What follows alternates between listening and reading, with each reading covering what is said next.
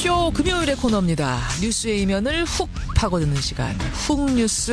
오늘도 권민철 기자 나와 있습니다. 어서 오세요, 권 기자. 안녕하세요. 오늘 훅 뉴스 어떤 뉴스의 이면을 좀 파고 들어가 볼까요? 오늘 주제 준비된 방송 뉴스 듣고 말씀드리겠습니다. 첫 소식입니다. 독일의 마이바흐사가 마이바흐 코리아와 계약을 맺고 한국 론칭을 시작합니다. 마이바흐사와 총판 독점 계약을 맺은 마이바흐 코리아는 앞으로 송도 국제도시에 1조 원 이상을 투자할 계획입니다. 그러니까 독일 회사하고 한국 회사가 손을 잡고 송도 신도시에다가 1조 원을 투자한다. 네. 이런 뉴스가 있었어요. 그렇습니다. 마이바흐라는 독일 회사. 마이바흐 하면 이건희 삼성 회장이 가장 좋아한다는 자동차 브랜드죠. 네, 벤츠의 최고급 브랜드인데 보통 한 대에 2, 3억 원 정도 합니다. 이 럭셔리 브랜드 마이바흐 이름을 단 초고층 빌딩이 인천 송도에 건설된다. 지난해 여름 지역 방송에 보도된 내용입니다. 마이바흐 빌딩이 건설된다. 근데 이 사업에 무슨 문제라도 있었습니까? 앞서 방송 뉴스가 이 첫 소식이라고 보도했죠. 그걸 보더라도 당시 지역 언론에 이 대서특필된 사업입니다. 그런데 알고 보니까 이 사업 역시 최순실이 개입한 의혹이 일고 있습니다. 오늘은 이 문제를 파보려고 합니다. 아니, 저는 이거 처음 듣는 얘기인데요. 네. 그러니까 세계 최고급 자동차 브랜드의 이름을 딴 프로젝트에 최순실이 개입했다? 네. 이게 무슨 얘기일지 궁금해집니다. 이게 도대체 어떤 사업인지부터 좀 들어가 보죠. 이 사업의 명칭은요. 마이바흐 비즈니스타운 프로젝트라고 되어 있습니다. 마이바흐 비즈니스타운 프로젝트. 네, 송도 신도시 내 709 부지에 이 40층짜리 빌딩을 짓고 그 안에다가 호텔이라든가 쇼핑몰 또 자동차 박물관을 들이는 사업인데 더 눈에 띄는 건 여기에다가 K-팝 스튜디오 또 한류 문화 공간 등도 조성한다는 부분입니다. K-팝 스튜디오, 한류 문화 공간 이런 거라면은 최순실의 단골 사업 아이템이잖아요. 그렇죠. 벌써부터 최순실의 최치가 좀 느껴질 텐데요. 이야기는 뒤에 자세히 다루고요. 이 프로젝트를 추진한 곳 독일의 마이바흐 아이콘스 오브 럭셔리라는 회사 이름입니다. 이곳과 그다음에 MBK라는 한국 회사인데요. 계약은 지난해 7월에 체결이 됐습니다. 마이바흐 회사의 대표 당시에 방송 인터뷰 한번 들어보시죠. 그렇죠. 이번 계약에 우리의 미래가 달려 있습니다. 한국은 아시아의 관문이기 때문에 큰 기대를 걸고 있습니다. 근데 회사 이름이 마이바흐가 아니고 마이바흐 아이콘스 오브 럭셔리? 좀 다른 건가요? 네, 이 회사는 자동차를 만드는 회사는 아니고요. 일단 마이바흐 브랜드를 단 다른 제품을 만드는 회사입니다. 그러니까 마이바흐 계열사로 보면 될 텐데요. 주로 뭐 가방이라든가 이런 피혁 제품 또 선글라스, 장신구, 여러 액세서리 이런 럭셔리 제품을 취급합니다. 그래서 회사 이름에 마이바흐 아이콘스 오브 럭셔리, 럭셔리의 상징 이렇게 붙어 있는 거네요. 그렇습니다. 그럼 독일 측 회사는 이제 뭔지 알았고 손을 잡은 한국 측 회사는 어떤 회사입니까? MBK라고 이게 이제 마이바흐 코리아를 줄여서 이렇게 MBK라고 부르는데요. 인천의 신생 부동산 회사가 자본금 100만 원으로 만든 회사입니다. 100만 원이요? 네. 계약이 체결되기 직전에 설립된 이 급조된 회사인데요. 그러니까 100만 원짜리 회사가 1조 원짜리 프로젝트를 하려고 하는 건 좀 처음부터 이상하게 들리죠. 이 계약이 지금 지난해 7월에 체결됐다 그랬죠. 그렇습니다. 그럼 그 이후에 사업은 실제로 진행이 됐습니까? 건물을 짓기로 한 부지에는요. 현재 다른 사업이 진행되고 있습니다. 알고 보니까 이 마이바흐 프로젝트는 사전에요. 부지를 관리하는 인천경제자유구역청이 있는데 이곳과 협의 자체를 거치지 않았다고 합니다. 그래요. 또 대체 부지를 찾아야 하잖아요. 지금요.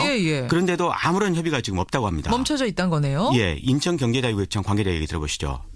이 보도 내용 중에 있었던 대상 부지나 이런 것들이 저희가 다른 사업이 추진되고 있는 부지였고 결론적으로 저희하고 협의된 바가 전혀 없는 그런 내용으로 해서 언론에 이런 내용들을 뿌렸더라고요. 그래서 그 이후로는 전혀 진행되거나 이런 사항이 없는 걸로 알고 있습니다. 아니, 참 계약서까지 체결하고 언론에다가 대대적으로 보도까지 나갔고 어마어마하게 큰 규모의 프로젝트인데 그런 걸 추진하면서 관청하고 아무 협의도 없었다. 이게 상식적으로 이해가 안 되는데요. 그게 의문투성이죠. 제가 이 사업에 최순실의 그림자가 아른거린다고 했는데 바로 이 대목 때문입니다. 그래요. 그럼 본격적으로 좀 들어가 보죠. 최순실이 이 사업에 어떻게 개입됐단 말씀이에요? 우선 이 사업에 이 최순실의 독일 집사로 잘 알려진 사람이 있는데요. 데이비드 윤이라고요. 데이비드 윤.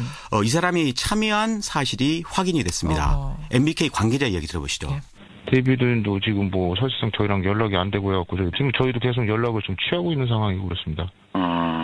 근데 독일 마이바흐사도 데이비드 윤하고 지금 연락이 좀 안 되고 있는 상황이라고 그렇게 계속 메시지가 오는 상황이고요. 그럼 계약식 체결할 때는 데이비드 윤 두 분 다 오셨었어요?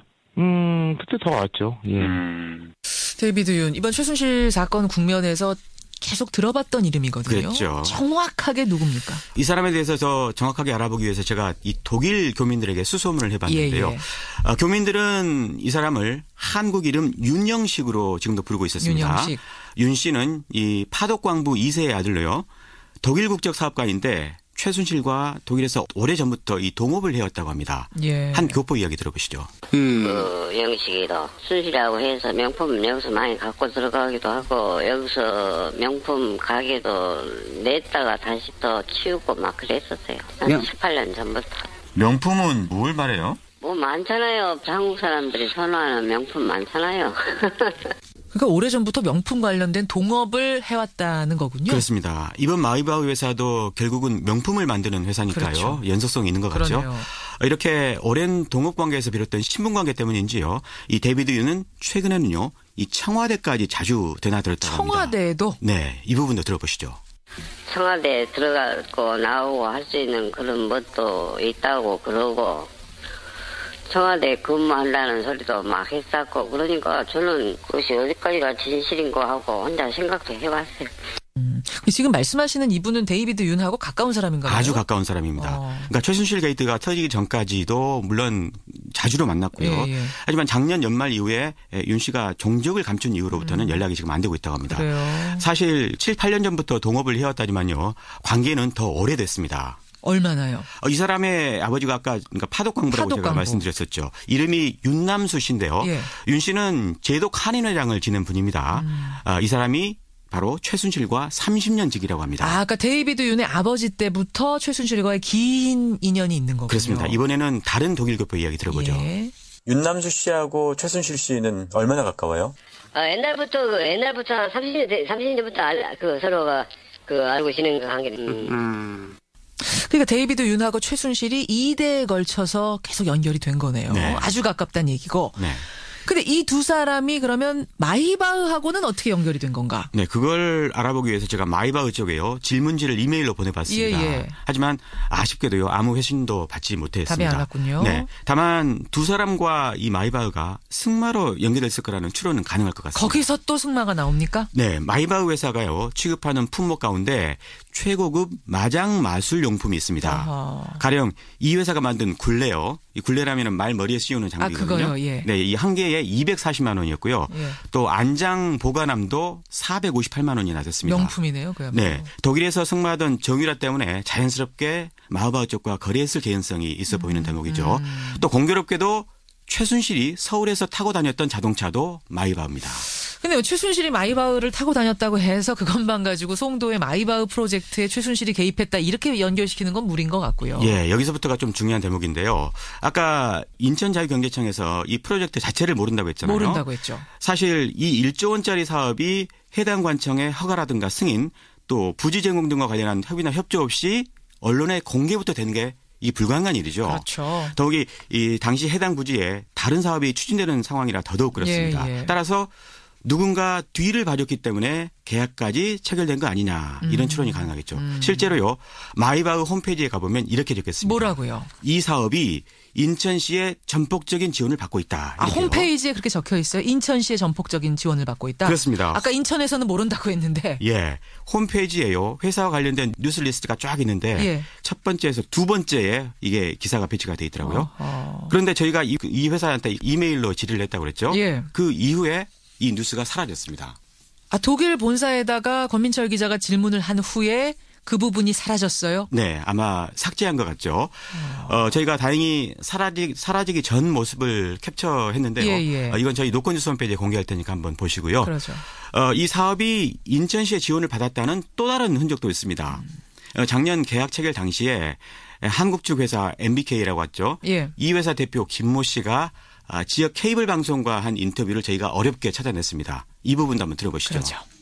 저희가 이제 이쪽 마이바흐 타워나 빌리지 같은 경우에는 뭐 인천시와 최대한 협조해서 같이 해서 뭐 2, 3년 정도 시간이 있기 때문에 그 안에 잘 빨리 논의를 해서 그러니까 사업을 추진한 독일 회사 마이바흐하고 한국 회사 MBK하고 모두 인천시 협조를 받고 있다. 우리는 네. 인천시가 도와주고 있다라고 한 거네요. 네. 근데 사업은 결국 좌초된 거고요. 예, 그거는 아마 최순실 게이트가 터져서 아마 좌초가 된 게 아닌가 싶습니다. 그럼 최순실 게이트가 안 터졌다면 사업은 계속 진행됐을까요? 아마 그랬겠죠. 근데 두 회사가 지금 말하고 있는 그 인천시 협조 우리가 받았다라고 할 때 그 협조는 누구 협조 받은 거예요? 아까 인천 자유경제청에서 모른다고 했는데. 그렇죠. 그 부분은 제가 끝내 확인은 못했습니다. 하지만 유정복 시장을 의심하는 사람들이 좀 있습니다.